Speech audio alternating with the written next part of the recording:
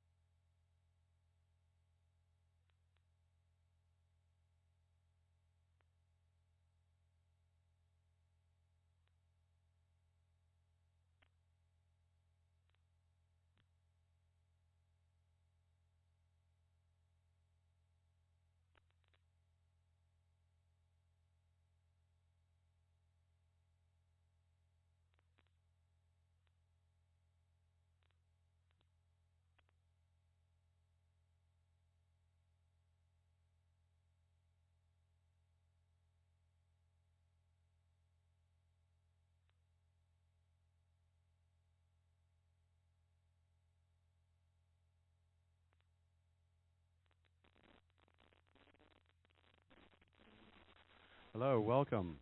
So Fedora is sponsoring our room, and I wanted to make sure you guys are aware of Fedora. So they've actually got some CDs down at their booth downstairs. The booth number is 57. It's like one of the first booths when you go down to the expo floor. It's actually pretty cool. It's a live CD. Fedora is fast, stable, and powerful operating system for everyday use, built by a worldwide community of friends. It's completely free to use, study, and share. You learn more at fedoraproject.org or visit their booth on the expo floor. I definitely would encourage you to go to the expo floor. It's one of the best expo floors we've ever had, and I've been going to this conference since scale number 2. So now I'd like to introduce you to Chris, and he's going to give you a really interesting OpenStack presentation. Thank you very much.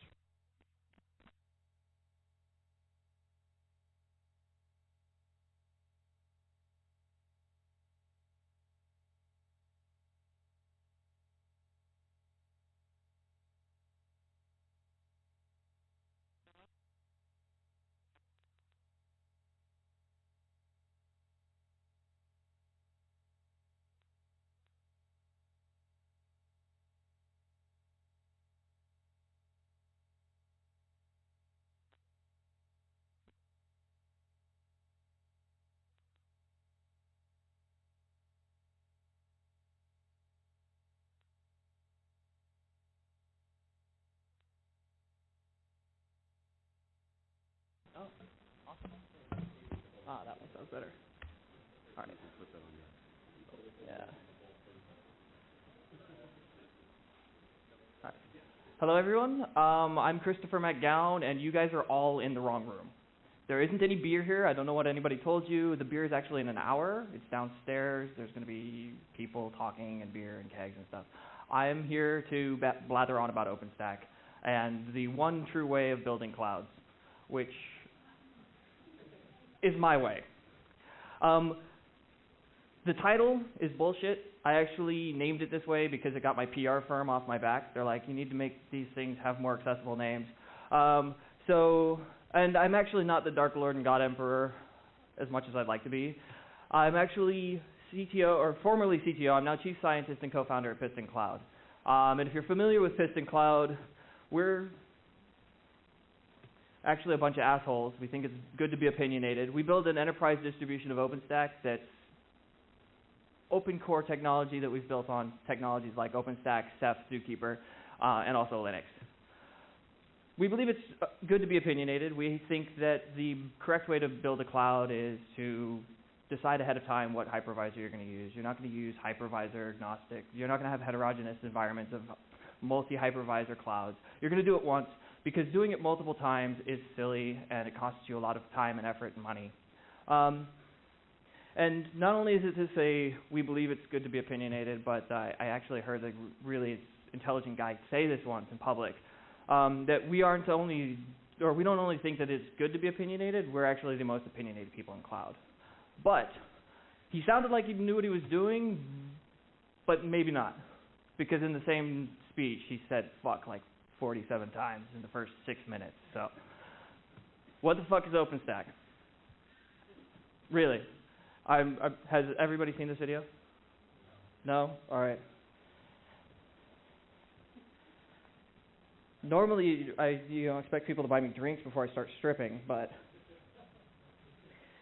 OpenStack is a band that is the designer from Piston Cloud and a lead developer from Nebula, who are best friends and decided to put a song together for the OpenStack Summit in October. And the song was called OpenStack by OpenStack. And so they have these cool t-shirts called What the F Cloud, Cloud K is OpenStack. I'm assuming everybody's somewhat familiar with OpenStack. It's the world's leading open source cloud framework by number of developers, number of people involved, number of commits, number of companies involved, sheer dollars behind it. It was founded in 2010 by NASA, where my co-founder was the lead architect of the NASA Nebula project, which became NOVA, and Rackspace, where I came through SliceHost with the SliceHost acquisition in 2010. And so it started off as a collaboration between NASA and Rackspace to sort of democratize cloud computing, because NASA was in the position that they couldn't actually continue building cloud. They needed it, but they couldn't continue building it because of the Space Act, where they're allowed to develop technology, but then they have to throw it to the commercial sector once the commercial sector starts building it. And Rackspace was really far behind Amazon. So ostensibly, they're the number 2. Like, by whatever token you judge success in cloud, Amazon's the vast number 1, and Rackspace is the vast number 2, and everybody else doesn't even matter. You could just, shake them up and throw them in and say that whatever company comes out is third. And so Rackspace, when we were building Rackspace Cloud, we had a problem where we couldn't accelerate, or we couldn't develop fast enough, because the community of developers that was interested in building clouds were either doing their own startups or were outside working for other companies. And we were building this in Ruby, and we were building this as a closed source product. So we decided we were going to build an open source product built on Python, because Python people tend to have, they don't have faux hawks, I guess is the, right? It's a thing. I've got one right now. I'm a startup founder. I think if you become a startup founder, you get a faux hawk, or you go bald. And so I've got my hair. It's slowly shortening. Last time I gave this talk, it was down to my shoulders. So OpenStack is a framework for building clouds. It's built on massively scalable projects, compute, networking, and storage. And it's really focused on building both types of cloud. On the left, you have giant fuck-off, scale-out clouds. These are the public clouds. And on the, from my side, it's the left. But actually, from your right, you've got internal private clouds, these smaller deployments that people are building app dev and test on, or bringing in security, or projects and applications that have security concerns for their organization, and running this in the same way that they run their cloud. And there's a fundamental misunderstanding about these two types of cloud. Everybody thinks that the one on the left is a bunch of cows. They're all identified by number. When the machine dies, falls over, some guy goes out and shoots it, and then they take the carcass, throw it out, or do whatever people do with cows. I actually don't know, because I buy my hamburgers from this store.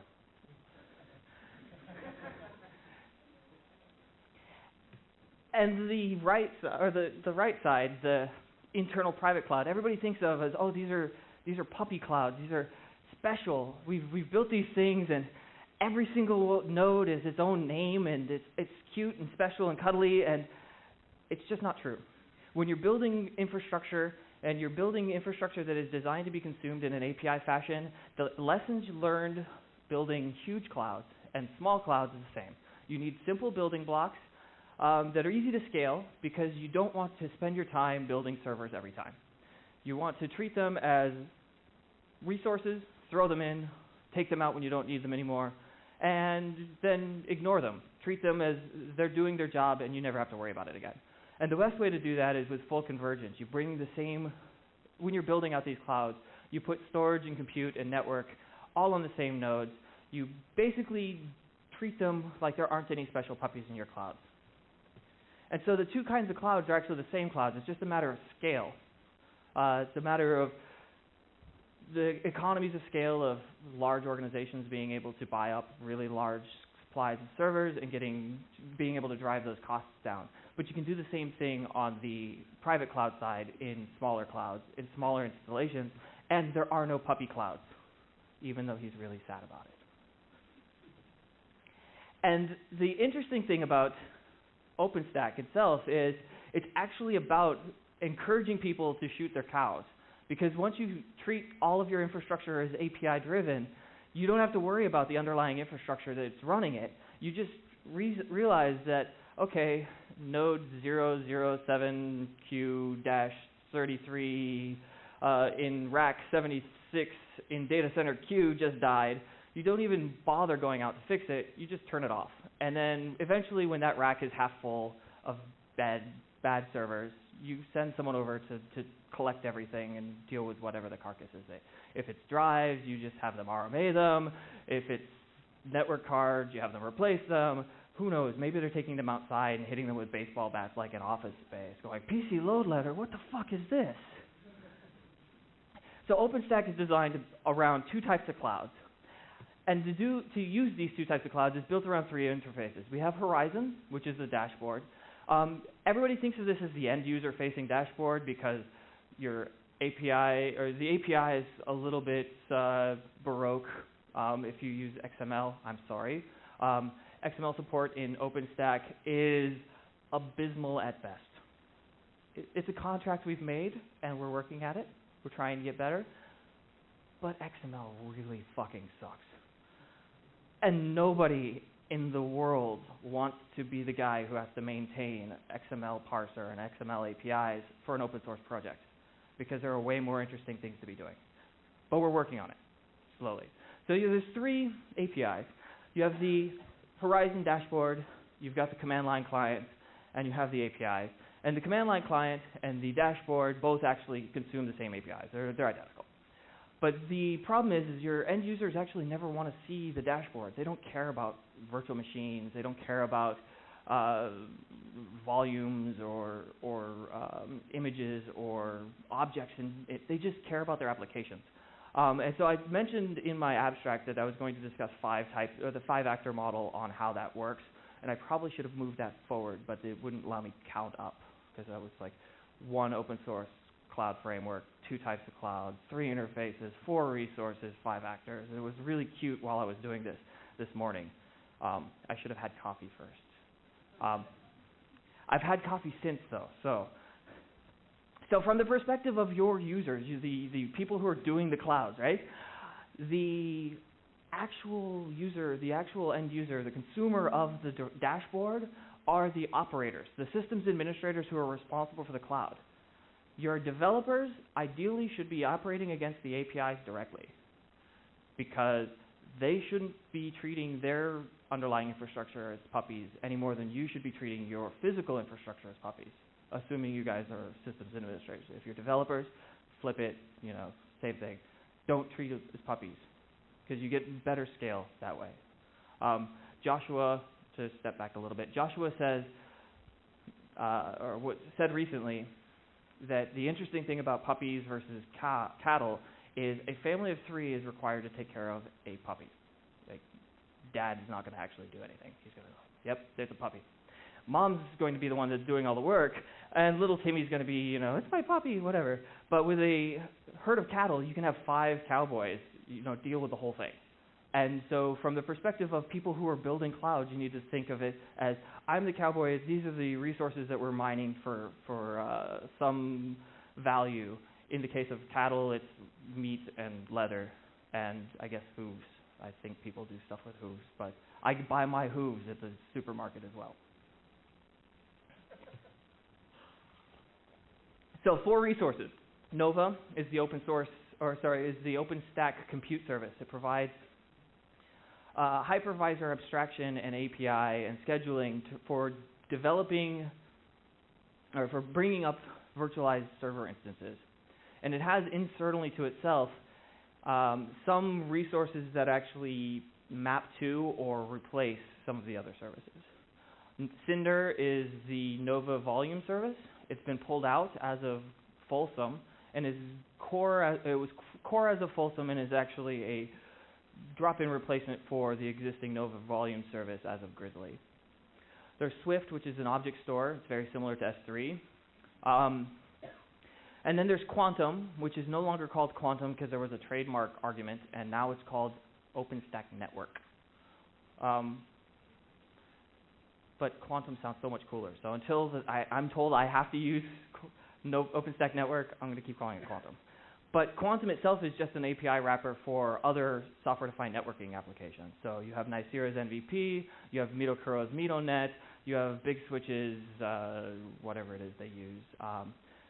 PlumGrid is a company that's coming up and plugging into both Nova and Quantum. And then you have a whole slew of hardware manufacturers that are doing the same thing from their perspective in Quantum. And then you have the shared services between them that are resources that you're not actually using from the perspective of an end user. An end user never cares about the images they're building, they want the instances. So Glance is really a shim between Swift and any number of file stores and Nova for blob storage for images.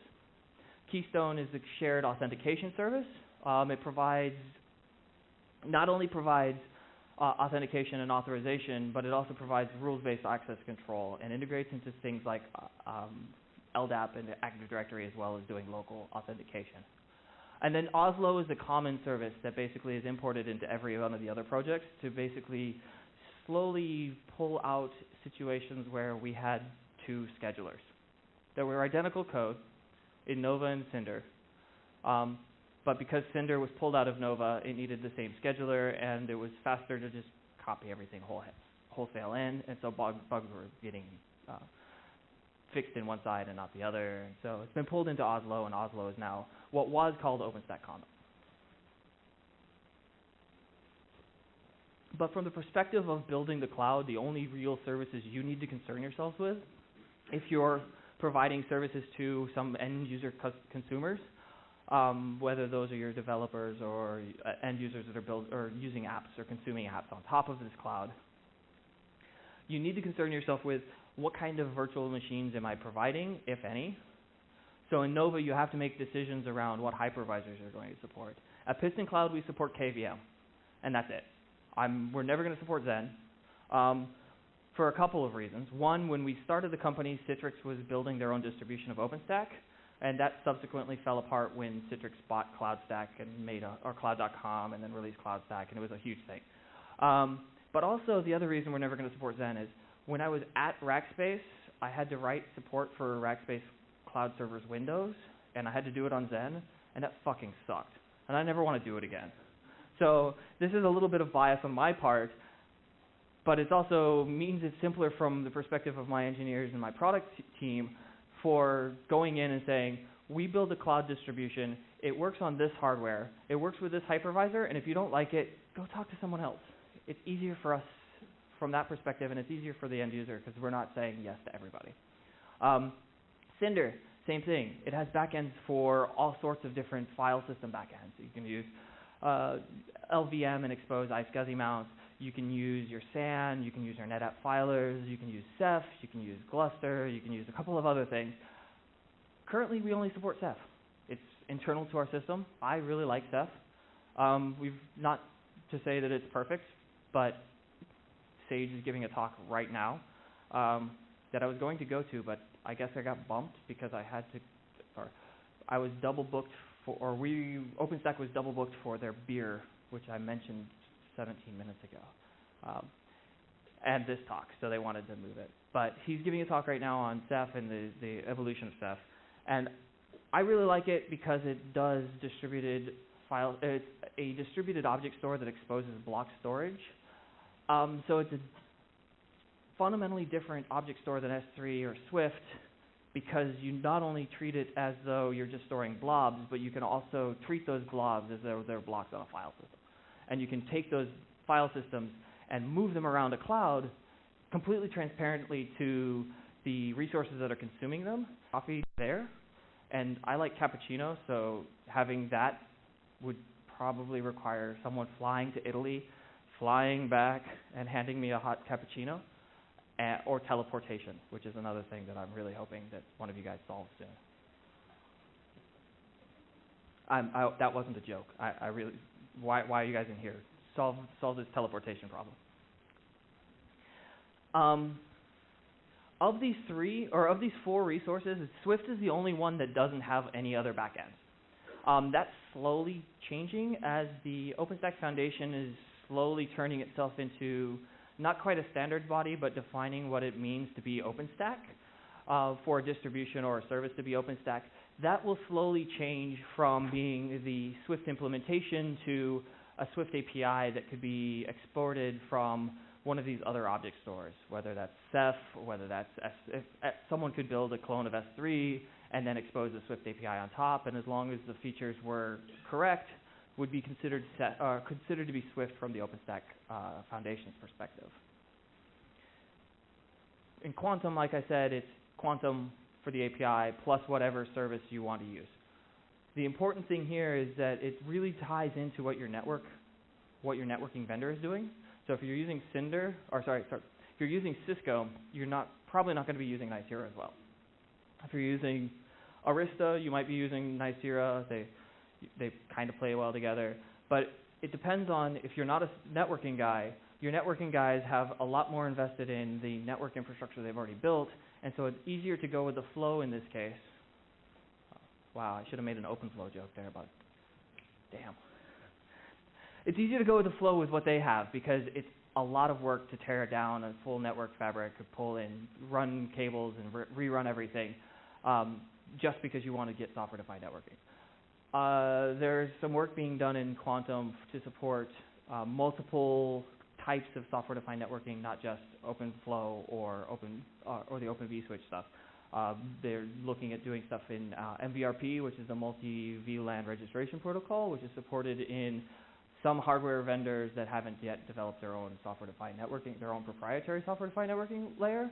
So there's a lot of work being done in Quantum to sort of democratize what your networking department or your networking crew are going to drive, or the constraints they're going to use to drive the development of your cloud. And the 5 actors here in this model of the cloud, I'm going to start with the bottom, the auditor, because they're the same no matter where you go. You might call them bean counter or accountant or security auditor, or their only concern is with either the cost or they're concerned with the cost of either the cloud, the physical resources and the money that's being made, or the risk, the cost of mitigating the risk of some resource. So their needs are driven around not even using and consuming the cloud, but consuming information that is exported by the cloud. The provider, in the case of an of a service provider, a telecommunications company is your public cloud vendor. In the context of an enterprise, your provider is central IT. They're the organization that is currently reacting to the fact that in an enterprise, every enterprise in the top Fortune 500 has a Rackspace cloud account that they don't know about. Their CIOs are, we're going to come up and formulate a cloud strategy, and their developers are already moving around it and reacting as though the central IT is a bottleneck or censorship to be routed around. And so the providers are adopting cloud in a private sense or the central IT is seeing adopting cloud as, in the private sense as a way of regaining control of what they're building, of their IT resources, of security and data that moves through the company, also of their jobs. The operators are the systems administrators, the people who are on the front line who are responsible for exporting and providing and maintaining the infrastructure itself. So they're the guys who are responsible for supporting the storage and compute and the physical servers and the APIs, and they're interested in the tools and they're interested in keeping it running. And the developers are interested in keeping it running, but only insofar as they want to have abstracted computation resources that they're identical across every possible permutation of computation they could do in such a way that they can just throw resources at it or throw code at it and it'll just magically happen. And then your consumers want everything to magically happen anyway. I mean, I have an iPhone because things magically happen on it sometimes. Now that you guys have, now that Android users have Ingress, I'm thinking about changing, but that's the only magical thing I've seen on Android so far.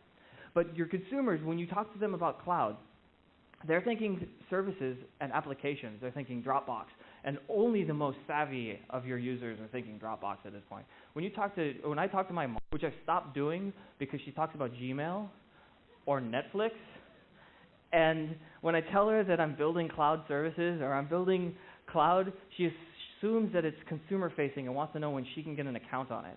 And when I tell her that I'm building plumbing, I'm building really fucking awesome plumbing. It comes in, it's just pipes, and it looks at this house, and it assembles itself. And that's really awesome, but from an end user's or consumer's perspective, it's still plumbing. It doesn't matter if the plumbing was made of gold, climbed, hewed itself or forged itself like with arms and basically turned itself into pipes from raw iron. Doesn't matter.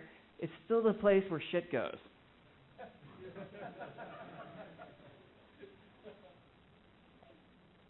And so these guys, all they care about is their applications.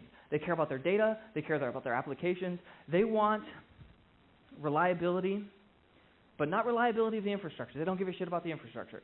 They want reliability of access to whatever resource they're trying to do. When Amazon has a problem, if Netflix goes down, my mom's pissed. She doesn't understand that it's Amazon's fault, that the plumbing got clogged. All she knows is that she can't watch, I don't know, Downton Abbey, Desperate Housewives. I think she's watching House of Cards now. I hear that's good. But really, all they want is data and things to happen to their data, happen magically. They want it to be transparent, but not transparent in the, I know exactly what's going on here. They want it to be transparent as in invisible. Your consumers, the consumers of the applications that go on to cloud, never ever want to hear about, well, the save as dialog doesn't work. Or the file server or the EBS store that your data was stored on went away because Amazon East died. So they don't care about that. They just want reliability, and they define reliability as whenever I need it, it's there. And they define transparency as whenever I don't want to think about it, it doesn't exist. It's gone, and I never have to worry about it. And they want it to be easy to use. And your developers, they're concerned, and they just want it to work. It's their fundamental thing is they just want it to work. Your developers, if you're building toward cloud applications, you're not building stuff that runs natively on a single core. You're thinking about these as distributed systems that you're building. You want abstracted applications. I used to be a developer, and when I was developing, we used to disparage people who put too much abstraction in as architecture astronauts. And in the cloud, to some extent, you kind of want them now, because you want to treat the underlying virtualized infrastructure as just an abstraction of computation. You see things like Heroku did this originally. Cloud Foundry and some of these other platform as a service layers are doing the same thing, where you build to an API, and the API is, I need a database. Well, okay, I have a database recipe, and it exposes or it gives me MySQL, and I run some deploy script, and it happens, and my application is now running, and it's running across multiple virtual machines that I never ever have to think about. As a developer, that's very, very valuable, and as a developer, you want that to be repeatable. You want to be able to say, I can idempotently distribute or deploy this application. Things happen the way they're supposed to happen when they're supposed to happen. And you also want to be able to do that again. So if you're using a platform as a service layer like Cloud Foundry or Heroku, assuming Heroku had their own thing, you could be, or Heroku was able to deploy to multi-cloud, you would be able to do this the same way on Amazon as on Rackspace, as on an internal OpenStack private cloud, as on a VMware cloud or Eucalyptus or CloudStack, because everything underlying it has been abstracted away. And they also just want it to work. And that's the only concern they have.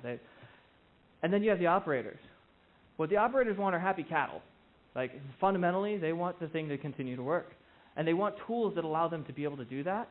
And sometimes the tool is giving the operator visibility into what the cloud is doing, the physical infrastructure is doing, so you know which VMs are running where, what resources are exported where. But sometimes it's, well, I just need to kick the shit out of that server or kick the shit out of that service. And so you have cattle prods. And then sometimes it's, this thing isn't working not because there's anything wrong with the infrastructure, but because the end user being either a developer or consumer, has unreasonable ideas of what's going on. And in that case, you just need a really big stick. Eventually, if you hit enough of them, they stop coming to ask you questions. And this is why I'm not actually allowed to talk to my customers anymore.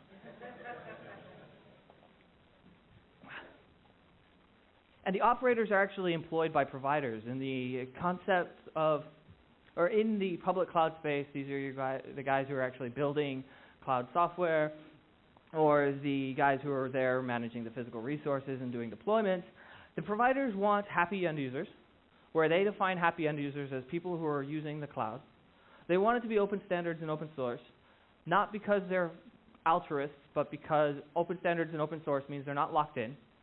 And they also want to be able to claw back control, which means giant sticks on their developers or their end users. In the context of the enterprises, they want to build private clouds so that they can circumvent the end users, the developers, from leaving the premises and going and deploying things onto Amazon or Rackspace or AppFog or Heroku or wherever. But the fundamental driver behind what the providers are looking at is money. If you're a provider, if you're a public cloud provider, your goal is to make money. If you're a private cloud provider, your goal is to save money. Deploying servers in a private cloud, you want to get 85% efficiency. With virtualization, just raw virtualization and human beings and going and doing what we've been calling the meat cloud, where you have a bunch of people running behind the scenes that could be exposed behind an API, but it's really all done by humans, you can get maybe 40, 50% utilization. But doing real cloud and treating these things as though each server, each unit of computation and resource is its own identical thing, gets you up to 85, 90% efficiency, which allows you to save money and ultimately lower the cost or be able to turn your IT infrastructure from a cost center, which a lot of places consider it, into a profit center. Because then you can do things with your data that you weren't able to do before because your people didn't have time to either develop the application or build the infrastructure to support it. And then you have auditors. And like I said, these guys are either security auditors, or they are regulatory auditors, or they're your accountants. And what they want is non-repudiable data from your cloud. They want to be able to say, user X built VM Y at this point in time and destroyed it 10 seconds later. Well, that, for an accountant, that's a cost structure that gets charged back to your end user in a public cloud perspective, or shown back to them in a private cloud. Or they want to see, well, admin A deleted all of the users in tenant B. because, well, why? But they need to know that in a way that can't be repudiated, so that you can't go in and click a button and destroy the cloud and have that rolled back. Not have that rolled back, or not be able to show that we have a policy in place that will fix that. And they just want that to work. Like, they don't care if the cloud itself works. They just want to know that that works. And so the providers want it to work. The consumers want it to work. The developers want it to work. The operators want it to work, but not all the time, because then they'd get bored and get stuck reading Reddit. And that actually gets really, really boring. There's only so much you can read on Reddit before you just want to read something else. And the auditors want it to work, but the desire is the same and the targets are different. For the operators, if they focus on infrastructure resilience, they'll make the developers happy. And happy developers can focus on application resilience. They can treat their applications as though they were scale out, do redundancy in the application layer, or depending on how you've built your cloud, you could have redundancy in your infrastructure layer and they don't even have to think about it. But they're able to build applications that focus on the end user's needs, and that makes end users happy. And happy end users, or happy consumers, make providers happy. If they're a public cloud vendor, it's because they're making lots of money, and more VMs are more VMs. If they're a private cloud, enterprise deployment of a central IT private cloud, it's because they're saving money and they've brought things that were pushed out into the wild back in-house. And nothing makes auditors happy. I actually gave a talk last June on an API called Cloud Audit, which is an IEEE draft, now a Cloud Security Alliance draft API that provides security auditors and regulatory auditors the ability to programmatically audit systems. And I was told afterwards that it was the best talk they'd ever gone to because I told jokes. But throughout the whole talk, everybody was just standing, very stiff. No one laughed. And I actually was very, very concerned. I'm like, this is not going well at all. And nothing makes an auditor happy. They're just very, very serious people. But you can make them less sad. And that's as close as you're going to get for them, right? Because if you're a kind of person who is an accountant, your day is spent looking at numbers, and if you have to look at fewer numbers, you're a little bit less sad because you have other things you could be doing with your day. If you're a security auditor and you're looking through logs and having to go through these logs manually, you're just sad. But if you don't have to, then you can do things like forensics, or if you're a consultant type person, call up other companies and say, hey, you want to pay me because it's a nice business you have here and you're in a regulated environment and it'd be a shame if something were to happen to it. And thank you guys. If you guys have questions, I'd be happy to answer them. So let me know if you have questions. I've got a mic over here. Now, just a quick note. I wanted to make a note that we have a meetup here in LA on OpenStack, and the guys who are running that, they actually have a booth downstairs. So, and I think we got a couple more OpenStack. You got a party coming, right? There's an OpenStack meetup and keg party at the OpenStack booth, the Rackspace booth, and the OpsCode booth, all of which are right next to each other. Now that's pretty awesome. So I wanted to make sure we get that out before we get questions. So first question. What type of beer is going to be? All right. I think that's going to be a surprise. Liquid. We're kind of liquid beer. Up. So not gluten-free beer. Okay. Will beer be cold? All right. I believe the answer to that is going to be yes. So. Probably. More questions? Damn, these are hard. I actually don't know. I only found out that there was beer a week ago, and it didn't tell me anything until just now that it was actually going to be at these booths. Did you have a question about beer? No, actually, I was going to ask, have you never used Android before? I have used Android before. I don't like the keyboards. Like, I don't like even the best keyboard. And back when I used it, it was back when, it was a year and a half ago, when everything was, you'd swipe and like 30 seconds later it would move. Sort of like Symbian is now. There's still Symbian phones. It's weird. Yes? So who are the customers, or what customers do you have? So we have customers in financial services. They don't like to be talked about. And government as well. The one customer that we are talking about is deployed in 5 countries. They're a nonprofit.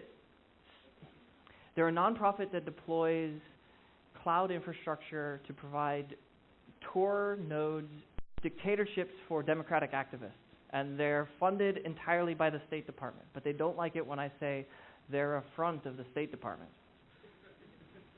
Because that encourages people to like hit them with sticks or lead pipes or hoses. Users and sticks. I got to remember that one. Yeah.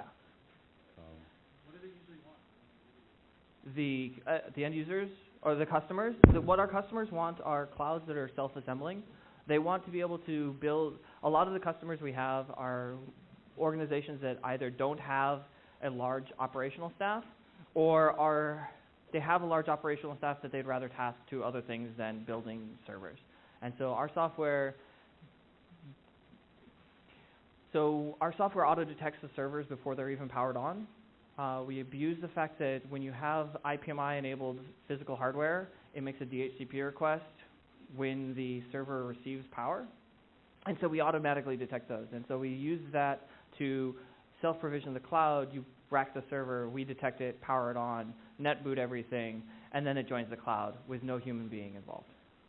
And so our customers want that.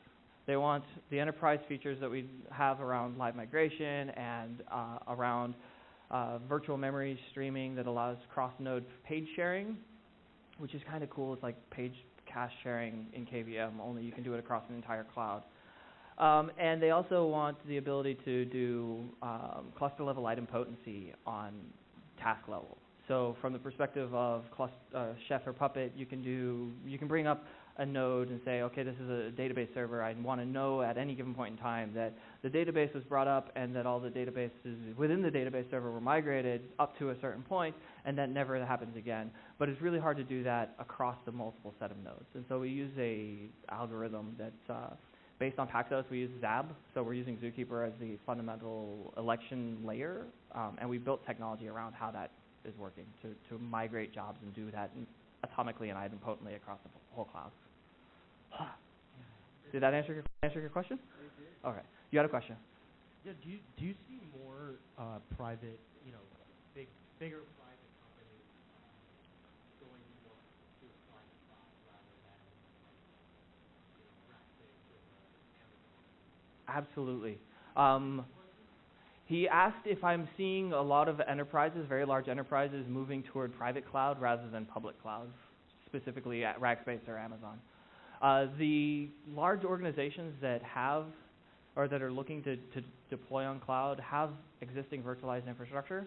Usually this is built on VMware, and none of them want to continue down that path because it's expensive, and last year VMware made a huge mistake switching to from CPUs to RAM, and that's going to always expand. So they're looking to build private clouds in a way that allow them to leverage their existing virtualized VMware stuff, and at the same time build up a antibody that allows them to sort of turn the screws on VMware a little bit, and also be able to provide their end users with the API-driven infrastructure that they've become accustomed to on Rackspace or Amazon. And the industries we're focusing on from Piston Cloud perspective are the ones that tend to be regulated, so they can't actually put anything into Rackspace or Amazon because they'd be co-locating their data with Netflix and porn. You mentioned something about memory sharing between nodes. Yes. What kind of connectivity between the nodes is required for this to work? We use 10 gig everywhere because we also build and back everything onto Ceph. So every virtual machine in our V1 is backed onto Ceph as well. So rather than dealing with trying to make that work for 1 gig, we just require everybody to use 10 gig. So we have a lot of customers that are doing this as greenfield deployments because they don't want to try to upgrade their existing virtualized infrastructure to 10 gig yet, which is kind of silly because 10 gig is super cheap now. But it's easy for me to say, no, you don't understand. It's $17,000. Just buy the fucking switch. Do we have further questions in the audience? So I actually have a couple questions. Oh, no. Oh, yeah, of course. So the big issues I've seen is I've worked for a company where they're spending a lot of money on AWS and the upper management has no clue. But there's all these compliance issues you have to worry about. So are you guys seeing this in your own organizations too? Any hands on that kind of stuff? Or are your upper management scared of the public cloud and they want something private for compliance purposes? I mean, I see that all the time, and they have no clue that the developers are doing this stuff. So you seeing this also? Yes, we see this especially in financial services and retail. We see a lot we're seeing it more in social clouds. The social networking type startups are actually running into a situation where they realize that in the next couple of years they're going to be regulated, and they want to get ahead of that. And right now they're spending lots and lots of money on Amazon. We're talking hundreds of thousands of dollars a month on Amazon. And it's actually, if you have an operations team, it's much cheaper to do it yourself internally. But if you're a startup, you don't have an operations team. And if you're a startup, you also don't have the capitalization structure in your startup to actually buy the servers. So they run into this catch-22 where they have to continue spending this money because it's all structured as operational expenses. So we're also seeing people who are dealing with service providers that aren't actual public providers. So they do single-tenant clouds, private clouds that are hosted. So it ends up being a operational expense instead of a capital expense. So if you guys watch, the multi-tenancy versus single-tenancy is very critical towards your upper management. Because if you're on a multi-tenant system, there's a chance that someone else might be able to grab your data. So from an IT perspective, a lot of times you're like, not a big deal. But then you start looking at the security and compliance issues, and you were talking about the Cloud Security Alliance. And those guys, actually, there's a meetup they do over here in the LA area. We've also got a booth downstairs for ISSA and OWASP. So if you're into security, I want you to kind of check those guys at the Expo. And I believe the OpenStack Summit's coming up, right? Yes, in April. In April. In Portland. In Portland. And that's going to be like, what, 3 days, 4 days of OpenStack? 4 days. We've started, I think this is going to be the 9th summit. So we originally had them a conference and a summit, and the devs would talk at the summit, and the suits would talk at the conference, and it was not actually very useful for anybody involved. And we've actually moved to a combined structure where you have the suits and the devs in the same rooms. Oftentimes the conversations go too high level or too low level, and people get bored, but it actually is fostering more communication between the people who want to build the code and the people who are actually ostensibly in charge of them. One of the problems with the OpenStack as an open source thing, and this is my personal opinion, this isn't the opinion of Piston Cloud or anybody else. The summits are really awesome. The developers get together, they sit around, they drink beers, they come up with really great ideas about what they're going to do for the next release of OpenStack, and then they get home and their bosses go, yeah, that's great, I want you to do this. And everybody working on OpenStack right now is actually employed by another company in OpenStack. There's one guy who is in OpenStack who is a volunteer, and that's Justin Santa Barbara. And he's got his own startup, and he's working on OpenStack because he wants OpenStack so that he can make his scalable database run in a virtualized infrastructure that isn't going to cost him hundreds of thousands of dollars just to develop it, because he wants to be able to do this in the hardware that he already owns and be able to drive that way. So.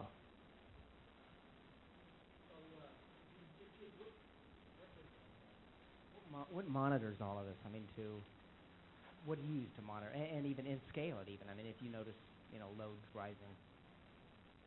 Was that a mouse or a cockroach? No. Okay. What was it? That was actually one of those NSA cockroach bots that was sitting here. It's been great, guys. I've got to go. So what we use, from the perspective of the cloud itself, we expose SNMP and just push that out to the end users So the end user, being our customer, has their own monitoring solution. If they're using Cacti or Xenos or Nagios, we expose either Nagios or SNMP and push that out and let them just consume it.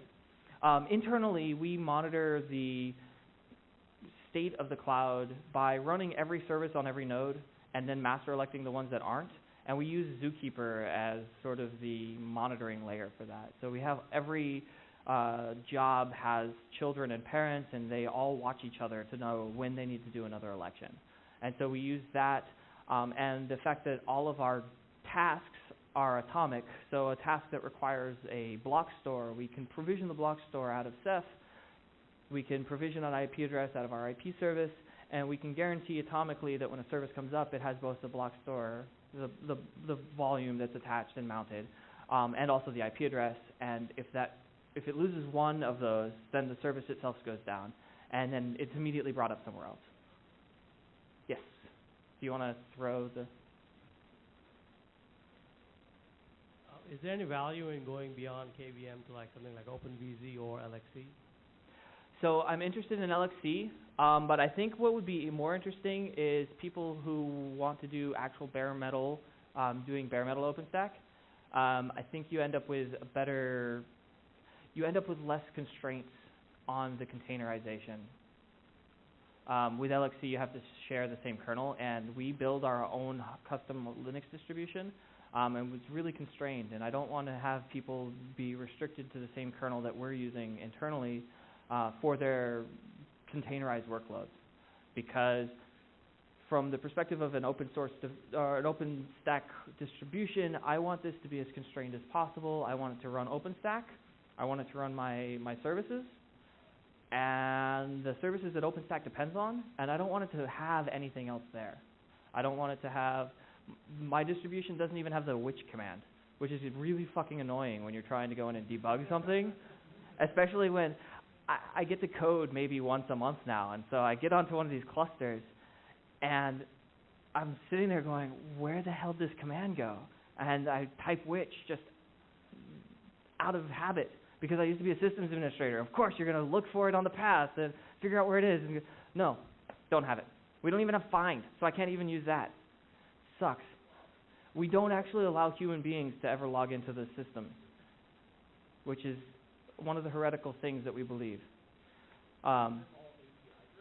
Everything is API driven. Human beings should be into a system that deploys virtualized resources, because blue pill attacks means if a human being has ever gotten onto the physical infrastructure, onto the operating system that is exposing the virtualized resources, the virtualized resources can never know if they're virtualized again after that. And you can actually cause the root, what in Zen is DOM 0, to be then virtualized on top of running cloud, you could virtualize and end up with a layer that is an attacker's layer between the resources you've provisioned and the bare metal.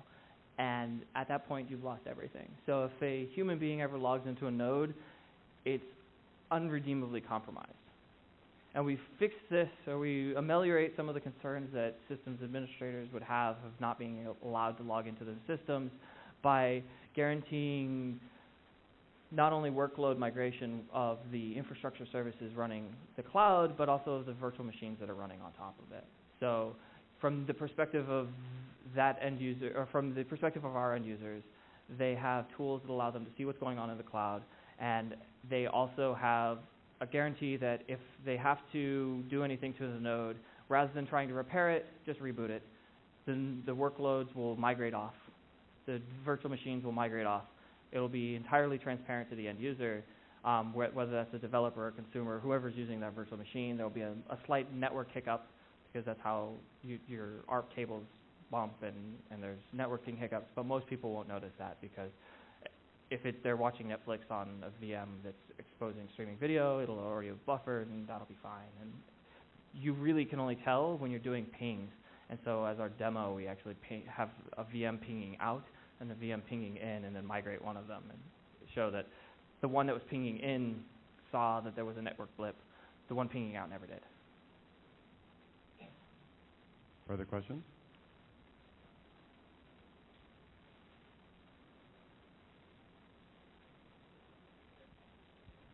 So I work for a startup. We have boxes at Rackspace. We also have some bare metal servers, Leaf, Trim, and Zero. Can you give me an idea of when I need to start doing the math to see about leasing more bare metal boxes and running our own cloud and getting off of Rackspace? So, let's see. Our first set of numbers said if you were spending $10,000 a month, that you would break even in 6 months. I don't know if those numbers have been juggled since then, because Moore's Law is driving the cost of everything down. But if you're spending an engineer's worth of resource or of money over a period of time, you should break even moving to, where that period of time is, if it's a year, you should break even in half a year to 3/4 of a year of that. I don't know how expensive your engineers are, how beefy your hardware is, but. Any other questions? More questions?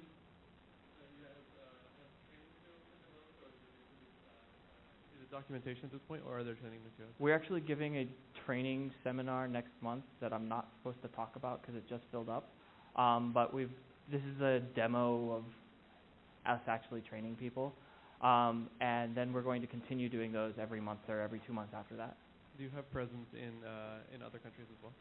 Actually, the one customer that we're allowed to talk about is deployed in 6 countries. I guess I meant for training and such. Oh, we have, for a support perspective, we have people in India and Germany. We don't have anybody ready for training in other countries.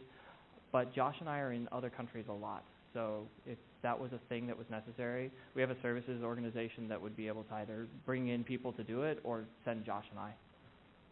Thank you. Sure. And I think with that, we'd like to thank you, Chris. Thank you guys.